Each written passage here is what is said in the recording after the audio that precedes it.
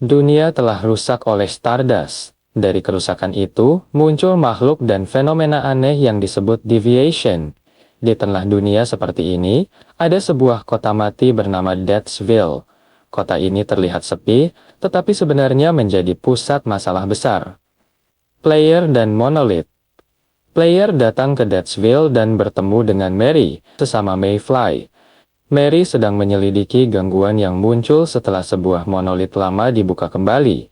Sejak itu, wilayah sekitar, terutama wetlands, mulai berubah dan menjadi berbahaya. Mary yakin monolit adalah sumber masalah tersebut. Karena player juga seorang Mayfly, Mary mengajak player bekerja sama. Deathsville dipilih sebagai tempat awal karena banyak orang datang dan pergi, membawa kabar dan informasi. Barang hilang. Di Deathsville, player bertemu Claire Lay, seorang pedagang keliling. Ia terjebak di kota ini karena tim pengangkut barangnya hilang. Mereka dikirim untuk mengambil barang, tetapi tidak pernah kembali. Claire percaya, timnya tidak kabur. Ia yakin ada deviation yang menyerang mereka. Satu-satunya petunjuk yang ia punya adalah seorang pria berpakaian rapi yang terlihat berbeda dari yang lain. Samuel Lowe. Pria itu bernama Samuel Lowe, seorang peneliti deviation. Ia menjelaskan bahwa monolit terkunci oleh Rift Anchor, alat buatan Rosetta. Jika anchor itu dimatikan, maka bagian dalam monolit bisa dimasuki. Lowe tidak melihat deviation sebagai monster biasa. Baginya, mereka adalah fenomena yang menarik dan layak dipelajari. Ia mulai memperhatikan player, karena cara player menghadapi deviation berbeda dari kebanyakan orang. Penyelidikan dimulai. Mary pergi mencari cara membuka monolit, sementara player mencari tim Claire. Player diberi sepeda motor agar perjalanan lebih cepat. Selama perjalanan, burung V, pendamping player, menjelaskan bahwa manusia dan deviation saling memengaruhi. Jika manusia memahami deviation, mereka bisa menemukan jejak dan sumbernya. Jejak tim Claire mengarah ke Thruwville, tempat berbahaya yang dipenuhi deviant kuat. Kejadian yang terlihat kembali. Player menemukan senjata-senjata dan sisa pertempuran. Dengan kemampuan space-time, player melihat kejadian di masa lalu. Tim pengangkut itu sadar bahwa dunia semakin berbahaya, jumlah deviant bertambah, dan demi keluarga mereka, mereka terpaksa mengambil resiko besar. Mereka terakhir terlihat menuju Rotten Manor. Rotten Manor. Area Rotten Manor memiliki kadar Stardust yang sangat tinggi. Player mendirikan tempat istirahat sebelum masuk lebih jauh. Di sana, player menemukan barang dagangan Claire. Sayangnya, tim pengangkutnya sudah tidak selamat.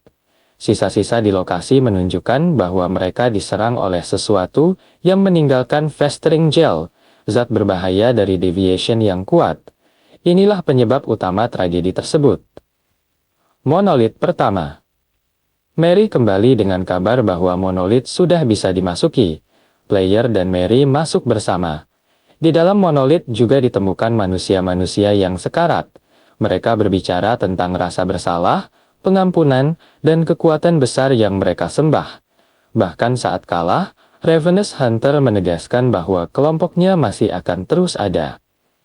Di dalam monolit, mereka menghadapi penjaga bernama Ravenous Hunter. Pertarungan berlangsung sengit, tetapi akhirnya makhluk itu berhasil dikalahkan.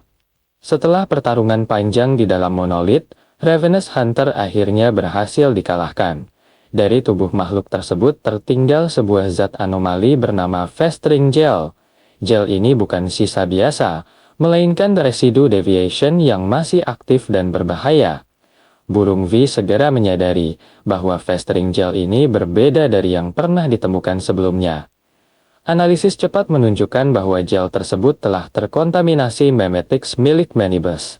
Inilah alasan mengapa Ravenous Hunter mampu berkembang menjadi deviation yang jauh lebih kuat dan mampu menyebarkan pengaruhnya ke seluruh wetlands.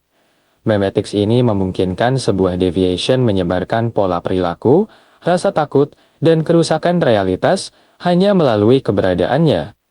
Festering gel tidak dihancurkan. Gel tersebut diamankan dan dikurung dengan rencana untuk dipindahkan ke wilayah yang lebih terkendali. Keputusan ini diambil karena zat tersebut masih menyimpan data penting tentang pengaruh minibus dan potensi evolusi deviation di masa depan. Dengan ancaman utama di monolit dinetralisir, wilayah Dutchville dan wetlands di sekitarnya menjadi sedikit lebih aman, meskipun kerusakan yang ditinggalkan tidak bisa langsung dipulihkan sepenuhnya. Penyelesaian kasus Claire Lay. Setelah kembali dari Rotten Manor dan Monolith, player membawa kembali barang-barang milik Claire Lay. Temuan ini memastikan bahwa dugaan Claire benar sejak awal. Tim pengangkutnya tidak melarikan diri, melainkan tewas akibat arangan deviation yang muncul dari wilayah Rotten Manor. Meskipun kehilangan timnya, Claire menerima kenyataan tersebut dengan keteguhan hati.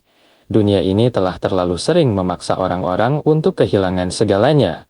Meski begitu, ia tetap menepati janjinya. Player menerima imbalan yang telah dijanjikan sebagai bentuk penghargaan atas kebenaran yang berhasil diungkap dan barang-barang yang berhasil dikembalikan. Peristiwa ini menjadi pengingat bahwa di dunia yang telah runtuh, kebenaran seringkali lebih kejam daripada kebohongan, tetapi tetap dibutuhkan agar manusia bisa melangkah maju. Misi baru menuju Mayor's Market. Setelah urusan di Dutchville selesai, player mendapatkan informasi tentang tujuan selanjutnya, yaitu Mayor's Market, sebuah settlement yang masih bertahan di tengah kehancuran. Tempat ini dikenal sebagai pusat perdagangan, informasi, dan pertemuan para penyintas. Dalam perjalanan ke sana, muncul permintaan bantuan baru. Seorang penduduk Mayor's Market bernama Emma, perempuan berambut coklat berusia sekitar 30 tahun, dilaporkan pergi sendirian 2 hari lalu dan belum kembali. Dugaan kuat menunjukkan bahwa Emma menuju Hearst Mud Flats, yaitu wilayah berbahaya yang berada di jalur yang sama dengan rute menuju Mayor's Market. Permintaan ini bukan hanya soal penyelamatan satu orang. Hearst Mud Flats dikenal sebagai area dengan distorsi stardust yang tidak stabil dan sering menjadi jalur pergerakan deviation liar. Dengan demikian, pencarian Emma sekaligus menjadi langkah pengamanan jalur menuju settlement selanjutnya. Perhatian Samuel Lowe. Keberhasilan player dalam menghadapi Ravenous Hunter menarik perhatian Samuel Lowe. Bagi Lowe, malah yang paling mengejutkan bukanlah kekalahan deviation tersebut, melainkan fakta bahwa makhluk sebesar itu bisa tercipta hanya dari segelintir festering gel. Lowe menyadari bahwa kekacauan besar di wetlands bukan karena kekuatan fisik Ravenous Hunter semata, tetapi karena kemampuannya menyebarkan memetics ke lingkungan sekitar. Fenomena ini memperkuat keyakinannya bahwa deviation bukan sekedar monster, melainkan entitas kompleks yang merespon imajinasi, persepsi, dan interaksi manusia. Player dinilai memiliki afinitas alami terhadap deviation. Cara player menghandali entitas anomali menunjukkan pemahaman intuitif, bukan sekedar kekuatan pertempuran. Lowe melihat potensi besar di dalam diri player, bahkan kemungkinan untuk menjadi ahli deviation di masa depan. Sebagai bentuk kerjasama, Lowe menawarkan pertukaran tidak langsung. Player diharapkan terus mengamankan deviation sebanyak mungkin, sementara Lowe akan mengamati, mencatat, dan mengembangkan pemahamannya. Baginya, deviation adalah makhluk yang ada karena dibayangkan, dan player adalah seseorang yang mampu berinteraksi dengan konsep tersebut tanpa rasa takut berlebihan. Petunjuk dari Mary dan ancaman baru. Mary, setelah menyelesaikan urusannya di Monolith, menilai bahwa player kini sudah cukup mampu menangani deviation secara mandiri. Ia memutuskan untuk bergerak ke wilayah lain bernama Broken Delta. Di sana, Mary menemukan jejak major deviation lain dengan efek yang jauh lebih merusak dibandingkan Ravenous Hunter.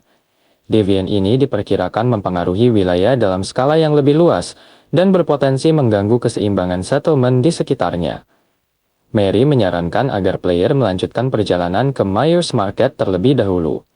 Settlement tersebut kemungkinan menyimpan informasi tambahan mengenai Broken Delta dan aktivitas deviation terbaru. Ia juga membuka kemungkinan pertemuan kembali di sana, jika situasi mengharuskan kerjasama lanjutan.